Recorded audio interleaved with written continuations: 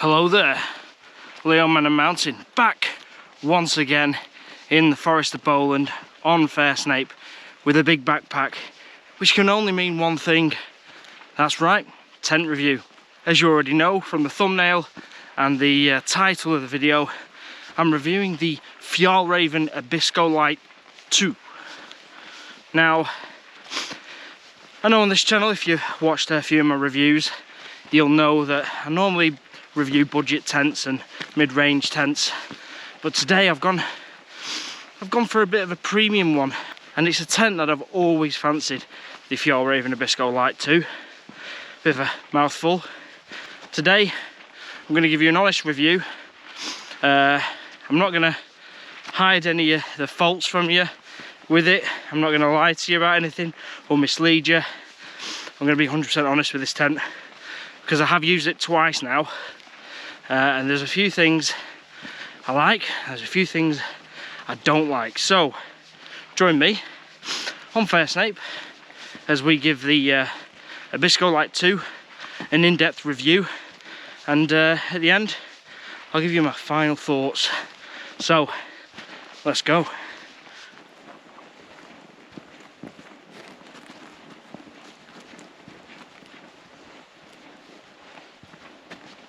Trig.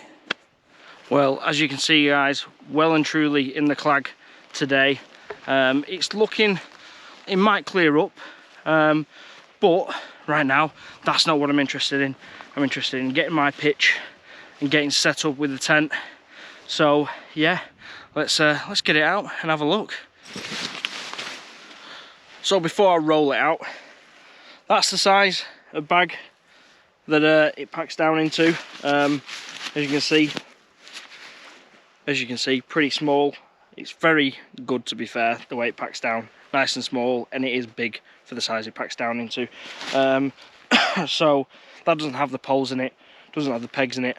You know me, I like to keep mine separate. If you do know me, if you don't, separate. So yeah, that's the tent in there. So a couple of things really. The poles about the same length as the tent is, so I like to stick it in the bottom of my rucksack, fitted perfectly, so that's good, nice size. Now the pegs, I have invested in a set of pegs that I can use for every tent. These ones here, that isn't the pegs obviously that comes with the tent, it's these triangular ones, a bit muddy still from last time it's used. Decent pegs, nothing to complain about, just for me and some of the ground that I've pitched on where it might be a bit hard, a bit rocky, those long pegs really good for getting in the ground.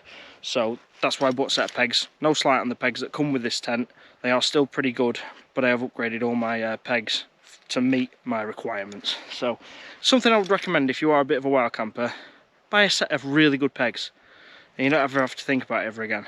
So yeah, anyway, so that's that. I think it's something like 2.1 kilos. I bought this with the footprint because I'll run through it basically later on. Everything is optional extra, you know, so obviously the tent, the pegs and the poles aren't optional extras, but the footprint is, and it's not the cheapest thing. You could even probably buy a tent or two for the price of the footprint, but I'll go through that when we've got it all set up, and I'll talk to you a bit more about the tent.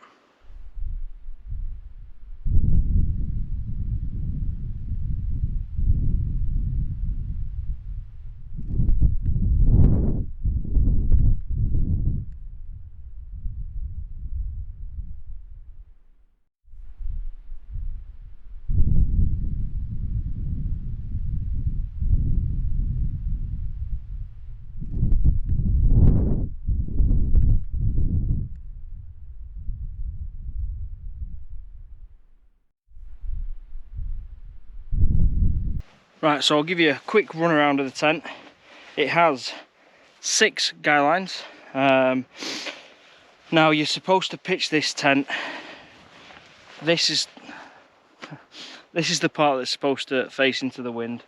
Yeah, I think I need to re-guy it a little bit because that's a little bit saggy there. But I'll probably just pull the peg out a bit. But yeah, It does have a bent pole, this one, but I'll go into that in a little bit. The door is there.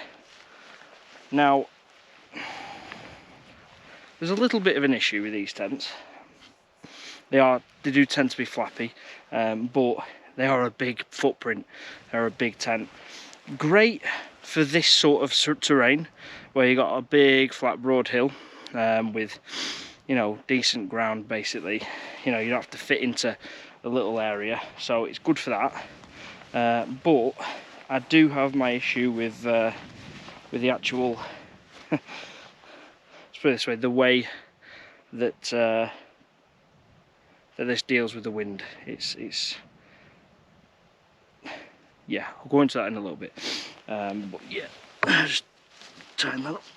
So I'm going to put my stuff in the tent, I'll get in it, and we'll start talking more about it.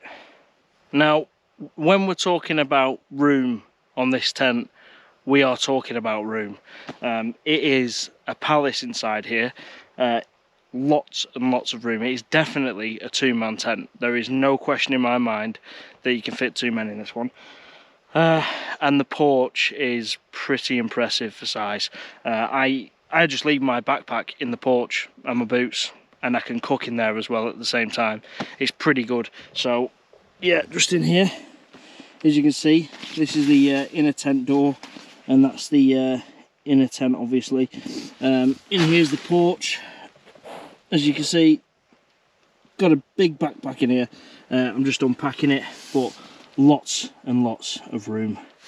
Right, so I've just blown up my sleeping mat, and if you watched the videos before, you know this is a regular wide. So this is a wider sleeping mat than you would normally buy. I've got it because I'm a wide boy, basically.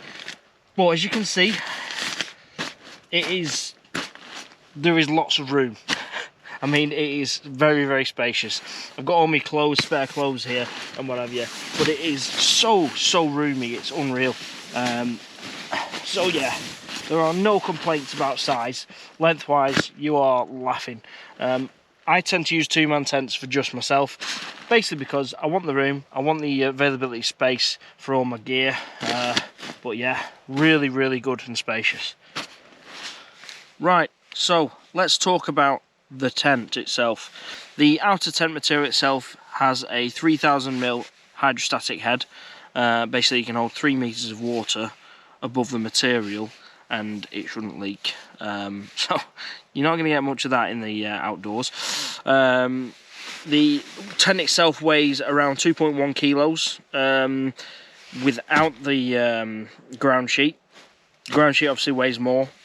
I think you're probably coming up for about probably 2.3 kilos after you've added the ground sheet on there, maybe more. Really, for me, it's worth carrying the extra weight to have a ground sheet, especially with this vestibule, because it's usable. This little porch, it is very usable. Now, the inner tent is not the most breathable. There is a hatchback there. There's a hatchback there. There's a little hatch there which you can open up, and you know, so it adds a bit more breathability. This here is the door for the tent. Now, what you can do, you can unzip like that. Basically, you can have this closed if you want to keep a bit more warmth in during the winter or anything like that, and this obviously adds to your breathability. The tent itself, I don't think it's seam sealed, and the reason I say that is because it had a slight leak last time I was out in this, just on the seam around the door here. Either it might be seamed, but I need to reseal it, because overuse over time. Like I said, this is a second-hand tent, so I don't think you'd have that problem when it's new. But I would say that it probably needs some seam sealer on all the seams on this tent. It's not the most breathable. It is a 4-season tent, so I think it does have a bit of a problem when it comes to condensation. I have, on the last 2 camps, had a lot of condensation in this, and one of those camps was dry with a fair bit of wind.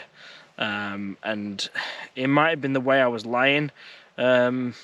which I was lying with my head down there, not up here, which is the way you should have your head up here. But nevertheless, it did hold a bit of condensation inside, because this isn't really a breathable inner unless you open it all up, and I didn't want to open it all up because it was cold, so I wanted to keep a bit of warmth. So you have to bear that in mind.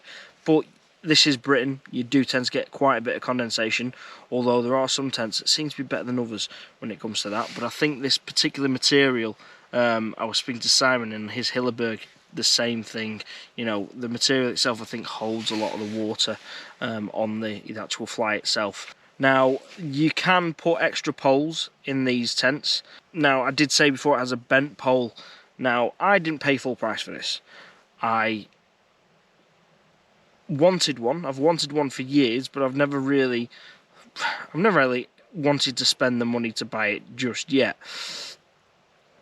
I saw it on Marketplace on Facebook, you know, the most trustable source of anything. That was a joke. But I thought it was £200, and it came with the ground sheet. Now the ground sheet doesn't come with it, it is an optional extra, and that ranges from £65 to £80 just for the ground sheet. So like I said, you could probably buy a tent or two for that price, which is crazy. I think I do look at a lot of tents and I think, why doesn't a ground sheet come with it? You know, it's something that is necessary in my eyes. I think not having a ground sheet, you're leaving yourself open to having, you know, you can get punctures easier for your sleeping mat. You know, because it's a thicker material than what the bathtub is. You know, the bathtub's quite a thin material because, you know, you could, in some cases, there are tents obviously that have a thicker bathtub. For instance, the cheapest tent I have, the Eurohike Tamar 2, that has pretty much tarpaulin as a floor, and that's pretty thick, and yeah, not much is going to get through that. So that sort of material, although it is loud, it's cheap and it is heavy. So yeah, I think a lot of these tents, they want to keep the weight down a little bit. They want to keep the quality a bit higher. So yeah, it's, when you get to this sort of money, I know the material of these tents, the outer flies and everything, and even the inner, to be fair, the quality of material is much higher. It's a lot thinner than a mid-range tent would be, the material, but it is just as strong, if not stronger. You are paying more, a hell of a lot more, for a tent that will do a little bit more than what a mid-range tent could do. By mid-range, I mean things like your Helm 2 and maybe an MSR, although some people probably class that as premium, but they don't have that. I think any tent that goes a lot above £500 is a premium tent. Between, I would say, 150 and £500, I'll probably say that's mid-range.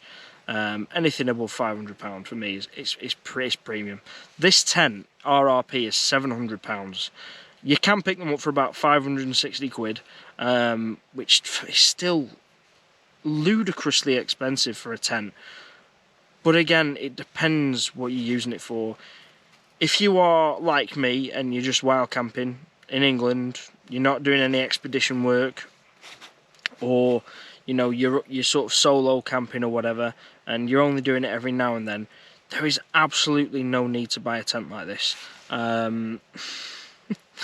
Here's me, just bought the tent like this, especially at full price. Now, second hand, yes, I would probably say it's worth the punt, but £700, guys, and then you've got to pay an extra £80 for a ground sheet. That's £780. And then if you want to buy the extra poles, they're £125. So what are we on now? Just over £1,000. Just over £1,000 for the complete setup of a tent. And for me, it's pretty wild. Still, it is a very nice tent. A lot of room in it, and I can't really complain about much on the tent, but there are a few gripes that I have with this tent, and one of those things is the performance in the wind. Now, a lot of people take these out, say, oh, I've been in 60 mile an hour winds, 70 mile an hour winds. Great, sure, can probably do that, as long as you keep it uniformly in the direction of the wind. And what I mean by that is the wind needs to be coming from there. If it changes, which, has the wind ever changed? I don't know. Yeah, it kind of does do that. And it's side on, the wind performance isn't great. And like I said before, this tent has bent pole. It might have 2 bent poles actually. Just sort of look at it and it doesn't look symmetrical. And I think what's happened is it's been pitched and the wind's been coming from the side. It probably shifted, like it's done to me many a times. It's shifted to the side and it's just pushed the tent over, and it's, you know, it's fatigued the pole a little bit. Now for me, the reason I'm not too bothered about the bent pole is because I was always going to buy a second set of poles for one of these, just simply for that reason. So basically what I'm trying to say is you need an extra set of poles for high winds. I've had this in 40-mile-an-hour winds. It could have been higher than that, you know, 30-40 mile-an-hour winds on average is what it constantly was on the Wildcamp. And yeah, it was flappy, very, very flappy. I couldn't believe how flappy it was, to be fair. I thought to myself, have I guided this out wrong? What have I done? I must have done something wrong for it to be as bloody flappy as it is. But it is the nature of the beast of this thing, unfortunately. It does tend to flap. Was I paranoid about it flapping? I actually wasn't, strangely enough. There are some tents I've been in, i.e. the Nature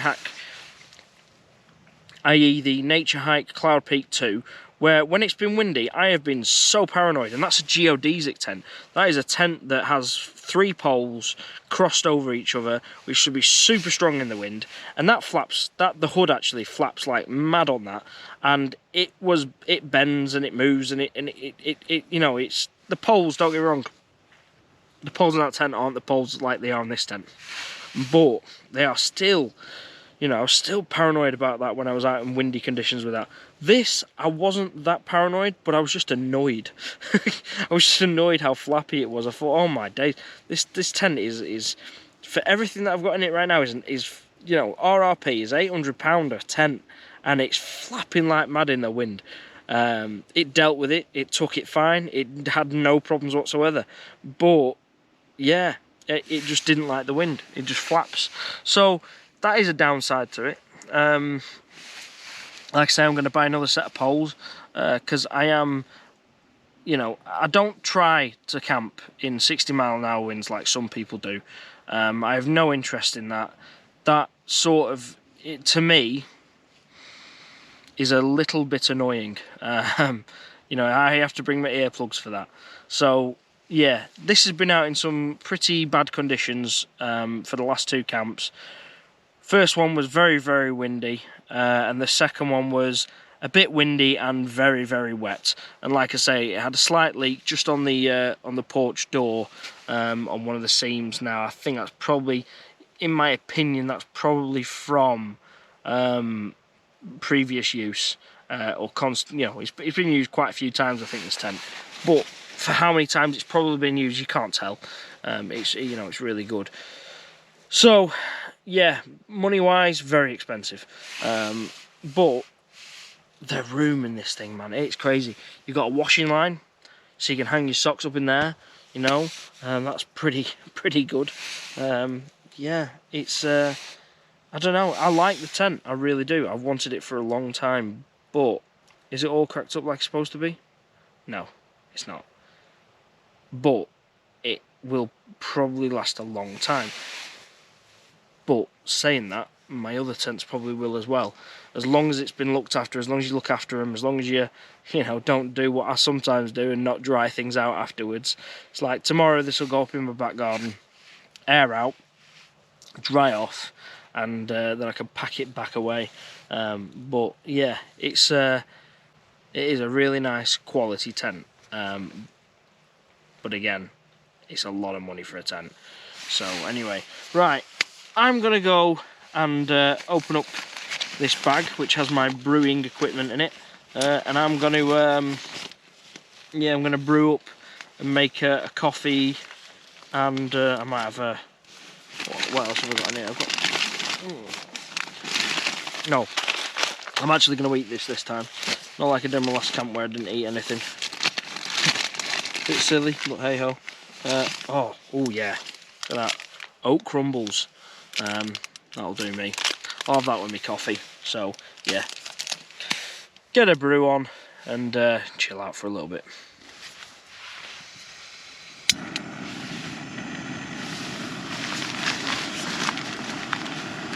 As you can see, guys, lots of room. It's quite ridiculous how much room there is, but ridiculous in a good way. So I did say I was going to make a coffee about 2 hours ago, and I just ended up falling asleep. So I'm making that coffee now. But yeah, just a good example, guys, of how big this porch is, how usable it is as well.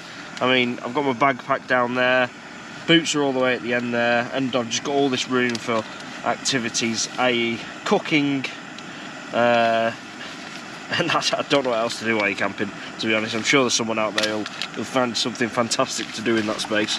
But for me, that's all I need really, just a bit of cooking area. And especially as well, it's nice and airy away from the tent there, so can't complain.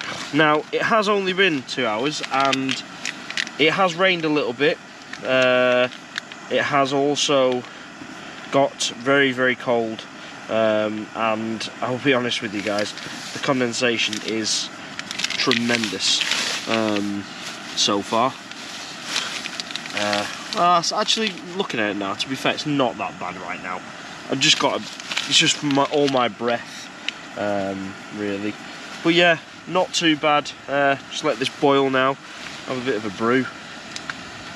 So yeah, guys, the room is pretty impressive, and yeah, it's not to be sniffed at.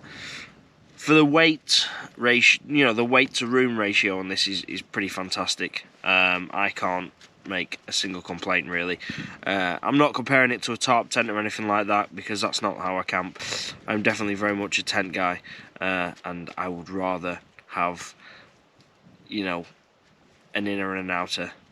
I might obviously get a tarp at some point, but for now this is more my sort of thing. So yeah, I'll have this brew, and hopefully it warms me up a little bit. Well, it's meal time. Filled this up about 8 minutes ago. That's how long it says to stir it for, or whatever, or leave it to get hydrated again with some boiling water. But oh, it smells good. Oh, beef stew with potatoes. If you know anything about dehydrated meals, then you should know really that Summit to Eat meals are the better ones. That's my opinion, and I am right. But yeah, gonna eat this now. But it's been a while since I've had a wild camp on my own. Yeah, last time was actually when I reviewed the Vango Nix 200. That was an awful tent. Yeah, this is, you couldn't have anything further apart in quality, room, usability, all of the above really. Yeah, that was not a fun camp in that one, but yeah, it's just nice to get out on a solo camp again. This year I've just been doing wild camps with Simon really, and I've sort of neglected my own solo wild camps, which I need to get out and do a bit more of. I definitely need to start making more of a, an effort to get out wild camping again, and hiking really. My fitness levels dropped a bit this year. Worked on that from like August, July, August really actually. Obviously did the Yorkshire Three Peaks back in September. Nailed that. That was good. And that sort of set me on a bit of an ascension to get better and healthier again. So here I am having coffees and beef stews up a mountain. But what else can I have? Can't exactly have lentils and... Ugh, I don't have lentils. But yeah, it's just definitely nice to get back out there, and hopefully it's more consistent again for you guys watching. If you're subscribed, if you're not subscribed, what are you doing? Subscribe. You know, I know you're probably just here for the tent review, but if you like wild camping and hiking, well, that's what I do in the UK. I wild camp and I hike. So yeah, I'm glad to be back on the horse, so to speak, doing what I enjoy, making videos, you know, documenting what I'm doing, reviewing tents, wild camping out in random places, and hiking up some stunning locations. So yeah, gonna eat my beef stew now, and yeah, after that I might get my head down because there's not really much I can really show you now. It is dark. I want to show you the vents on the tent. There's a couple of things. Also, the tent itself, I might have to do this in my garden really, but you can actually fold both ends of the tent up. So basically this inner tent is just, it's open basically. You don't need this outer covering the porch or the back end, which is more like a summer thing, which I might do. Depends if I go out in some hot summer camps or not. The tent's light enough, you know, for a summer camp. It's not a heavy tent at all. It's about average really, average weight. So yeah, I'll show you that if I can in the morning. If the weather's not great, then I'll probably just do some B-roll. Get that feather out my face. B-roll of what it does basically, or show you some, put a picture up or something.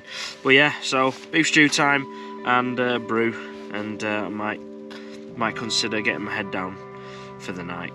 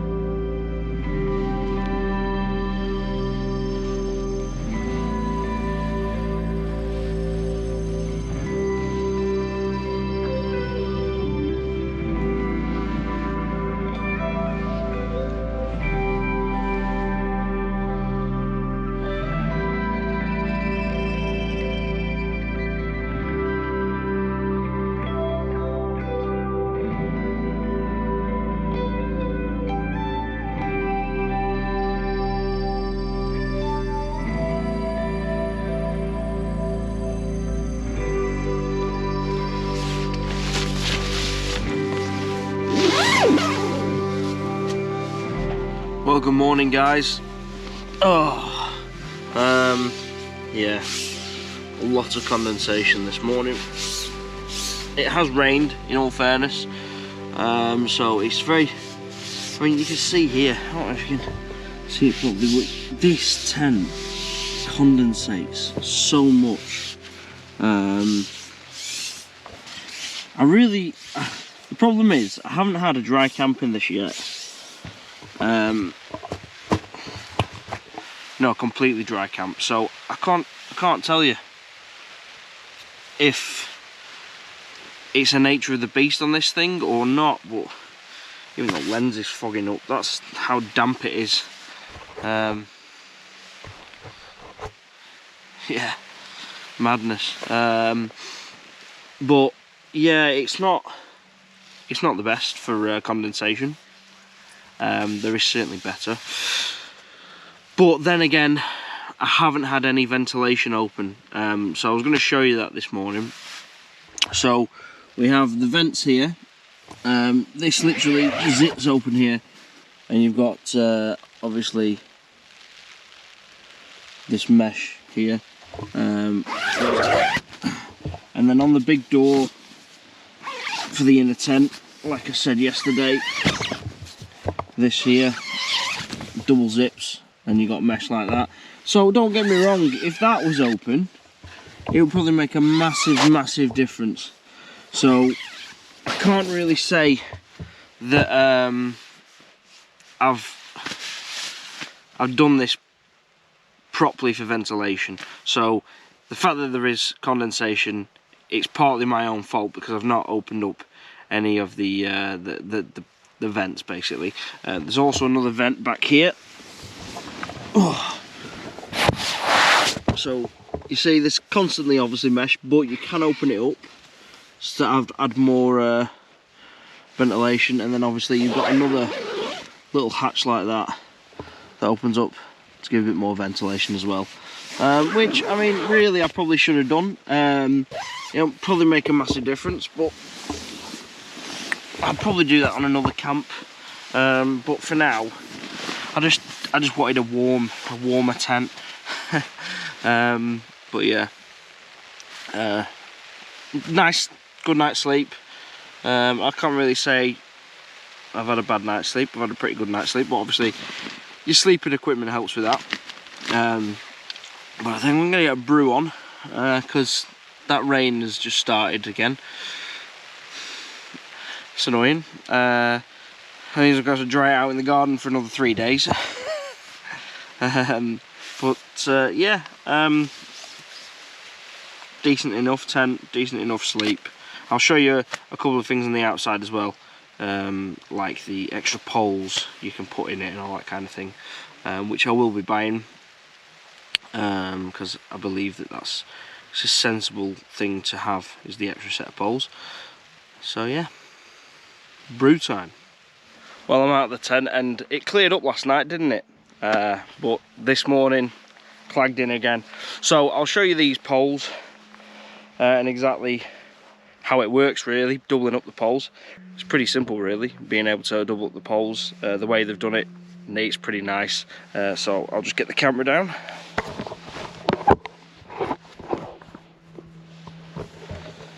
So as you can see here, that's the back pole, and there's two little locking positions here for the poles. I've got it on the most taut, but you can put another pole in there, and all it does, it just goes up in that sleeve and it just bottoms out in the bottom of the sleeve there. It doesn't even come out of that side, and it's the same with the bigger pole. So yeah, it's a nice little idea, that. I think there's a couple other tents that do it as well. Off the top of my head, I can't remember. I'm not a tent aficionado. I just like testing out new tents, seeing what works and what doesn't. All that's left to do now is put the tent down, which is a fairly simple process. It's as simple as putting it up, really. Pitching wise, it is pretty simple. It's not a difficult one. All you literally do is you peg out the back end, you put your 3 pegs in, and then, well, you put your poles in first, and then you pull these little 2 anchoring points on the front, and then yeah, you just pull it out and it just goes up. Really, really simple, and you know, I can't fault it for that. It's a good little neat design, and it's not bad for when you're setting up in the wind, to be fair. It was a bit of a faff when I first got it, but I think it was more of a faff because it had been 2 years since I watched a pitching video on one of these, and obviously I've got a bent pole, so I was trying to get it absolutely perfectly straight, and it wasn't happening because I've got a bent pole. So yeah, put it away now, and yeah, I'll get back to you. Well guys, as you can see, I've left no trace, just a bit of flat grass, a bit of dry grass as well. So, final thoughts on the Fjallraven Abisko Lite 2. Now, I think if I'd have paid full whack for this tent, I'd have come in with a bit of bias, trying to convince myself that it's the greatest tent in the world. It isn't. It's great for what I want. It's massive inside. The big downfall to it is massive on a footprint. So if you are, you know, a wild camper like me, and you are summit camping or whatever, you have to be very careful where you go camping, because on my last camp, Bolesworth Hill, yeah, that wasn't the most ideal positioning, and I struggled to find a pitch.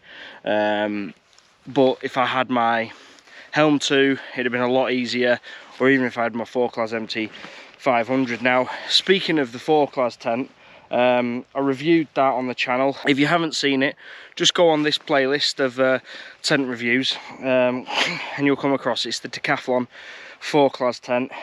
Now, that's been in 40-mile-an-hour winds, much like that has, but it didn't move an inch. It took the wind like it wasn't even there. It's an incredible tent, no flapping, no nothing, and that is I think I paid £120 for it, and you can get it cheaper when it's on offer. And really, like, you've got that's £800 with a footprint. Okay, the 4 class doesn't come with a footprint, so we'll just say £700 or £560 if you go on the internet searching. You may find it cheaper, but still, it's 5 to 7 times the price. Is it 5 to 7 times the tent than the 4 class? No, God no. No, that 4 class is a surprising little tent. You know, it just shows that even if you are not on a budget, it is definitely worth like looking around, even at some of these mid-range. The Helm 2, that's been out in some serious winds as well. Not a problem. It put up with it absolutely fine. I was on Caer Caradoc between Christmas and New Year last year, and overnight we were sheltered in the spot we were in, but on the surrounding hills that we were, you know, for what we were on, there was measurements taken of about 110 mile an hour. I didn't know that. I heard the wind, but I didn't think that, even though we were sheltered with some rocks, I didn't think that really we really struggled with it. I think we're probably, again, 40 to 50 mile an hour winds in where we were in gusts overnight, and you know, that took it fine. But as I say, with this one, my biggest gripe with it is, what if the wind direction changes? You know, you're putting a lot of strain on those poles side to side, and yeah, that's where you're going to run into a couple of issues, I think, which is why you need the extra poles. So if you are camping in these worse conditions, and the wind direction does change, you're gonna need a spare set of poles, which is 120 quid. So, you know, plus really, depending on if it's on offer or not. Again, you know, so you're looking at spending major money on a tent like this. Well, you're getting up to Hilleberg sort of money here, and are you going to pick a Fjallraven tent over a Hilleberg? I'm not sure you would, if you're spending that sort of money. If you're going out and you're going all out on a tent that is mega, you know, don't get me wrong, it's a nice tent, but is it worth that extra money over a mid-range tent? You could probably buy an MSR tent that'll do just as good a job, not as roomy. I mean, this is the sacrifice you make. It's pros and cons. You can get a one-person Abisko Lite, and it looks like a completely different tent for starters. It looks more like the Acto, the Hilleberg Acto. So you're starting to change the tent then. So you really, I don't know guys. Am I glad I bought it second hand? Yes, definitely, because I've saved a massive amount of money, and when I buy my extra poles, which I will be doing, it's going to have set me back 320 quid. I mean, that's not bad. That's how much I would have paid. I wouldn't know, to be fair, I would have paid 450 quid just for the tent, and then bought the footprint, and then bought the extra poles. Is it worth that sort of money? Not particularly. It depends what your use is for it. If you're constantly out and you're constantly in bad weather or whatever, yeah, go for it. You know, you need to buy a tent that's going to be robust. But can I stand here and say that the 4 class or the Helm 2, the Wild Country, isn't robust? No, I couldn't say that tent is a million times better than those tents. I would say it's probably a little bit better in the quality of material, in the fact that you've got a massive amount of room in it, the size for weight, because the weights are very similar, but you've got a hell of a lot more room in that thing. So it's you're giving and you take, really. Is it premium tent? Yes, the materials are a premium tent. That's where the money is, really. If you felt a 4 class or a Wild Country tent and you feel that material, well, the Helm 2 anyway, you can tell it feels like a tent. It really does. When you touch that tent, it feels almost silky. It's light, it's thin, but strong. And that's where, you know, the technology is, and you know, you're paying more for basically the technology in the tent. But yeah, it flaps in the wind like mad. But I was never at the point where I was thinking, oh my god, something's going to tear, something's going to break. I was just comfortable with it. It was fine. It was flapping, yeah, it's flapping, but you know, it is what it is. It was, you know, 30-40 mile an hour winds, so I couldn't really couldn't really fault it really, because I'd be flapping in those sorts of winds. So my recommendations are, if you are out in the market for a tent, have a look at some of my other reviews, see what fits you best really.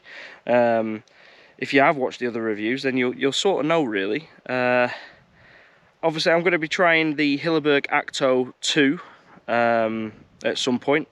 Simon's been very kind enough to lend me his, so I'll be doing a review on that. And yeah, that's a bit more of a coffin tent for me. He says you can sit up in it, so hopefully I can sit up in it, otherwise it'll be a long night. But you know me, if you've watched my Fox 2 video or even my Van Gogh Nix video, you know I don't like not being able to sit up in a tent. I like my creature comforts. But yeah, apart from that guys, top and bottom of it is this really. Would I recommend that you go out and buy a Fjallraven Abisko Lite 2 at full whack price? No. Would I recommend that you go and try and find it second hand in good quality? If you are really wanting one, yeah, I would say so. I would also do plenty of research on that sort of money, sort of tent, what you're going to get. And you know, if you like me and you like a bit of room and you like somewhere, like, it's perfect for me this, because I can put my bag in the porch or the vestibule, and I can leave some stuff outside and unpack inside, and I still have loads of room to just chill out, sit around. I need to get my thermarest mats fixed really, because I want to be able to use a chair inside there again, because I have the chair kit for that. And I think it'd be absolutely superb for that. You could sit up easily. You know, you could easily have 2 people in there just chilling out, talking or whatever. And especially if you're in these conditions where you don't really want to be outside. Yeah, it's a cracking tent for that. For the money, to buy it new, yeah, I mean, if you've got plenty of money to spend on a tent and you don't want to buy like a mid-range tent, you just want to go all out, yeah, have a look at it, try it. If you can, or have a look at one if you can, and have a look at Hilleberg as well. You know, because when you're in Hilleberg money, this is the thing, that's the gold standard really, Hilleberg, in when it comes to wild camping in the UK. You know, you need to really look at them all. The Solo, I've not seen one in fact, no, I have seen one in person. I've not seen inside it. But again, that's a 1-person tent, and I really can't do a 1-person tent. I think there is a Hilleberg that is a geodesic tent. I can't remember what it's called now. I'll put it down at the bottom now. But that's like a £1,200 tent. So, you know, you start really getting to silly money when it comes to some of these tents. And yeah, but apart from that, guys, I will show some pictures now, or a little bit of video footage of the porches up, you know, either side, so you can see exactly how that works. And that's great for summer camping. You know, if you're in the middle of summer and it's really hot, and you got the ability to turn it into a nice cool tent in the summer. So it's a real good 4-season tent. Some of these 4-season tents I wouldn't say are great for summer camping when it's really hot. This thing, I think you could, and I think this is actually a proper 4-season tent. And I say proper 4-season tent because it's a given that you can use this in winter. It's a given you can use a Hilleberg in winter, but I don't think some of the Hillebergs would be comfortable in the summer, in some of the hotter times of the year. So yeah, I think that just about wraps it up for this video. Thank you very much for watching, guys. I appreciate that. If you got this far, I know it's a bit of a ramble, talking a lot about tents, but that's what you're here for. And yeah, I do like the tent, and I'm glad I didn't buy it at full price, let's put it that way. Because it's a great tent, it's a hell of a tent, but there isn't that difference in quality, in style, or anything really that bridges the gap from £250 to £700. You know, that's a big gap. When you're talking there, even on offer, £550 is the cheapest I could find the green one. You can find the blue one very cheap. It's a bit much, but yeah, you're talking £300 there, even if that Fjallraven is on offer. £300 difference, that's a hell of a difference. I mean, I could go out and buy 2 really good tents for that money, and yeah, It's crazy, isn't it, guys? It packs down really small though, which is really good. A bit like my Helm 2, I don't think even packs down as small as that, which is crazy to think, really, that it's a smaller footprint, that tent, and it's, you know, it's a smaller tent in general. But yeah, that because of the materials being so ultra thin, and the packability of it is pretty amazing, but not £300 more amazing. So thank you very much for watching, guys. Appreciate that. Subscribe and like and comment, all those wonderful things. That would be amazing. As of today, I think I am too shy of 1,000 subscribers, so hopefully when this video comes out I'll be well past that. But yeah, thank you very much for watching, guys, and I'll see you on the next one.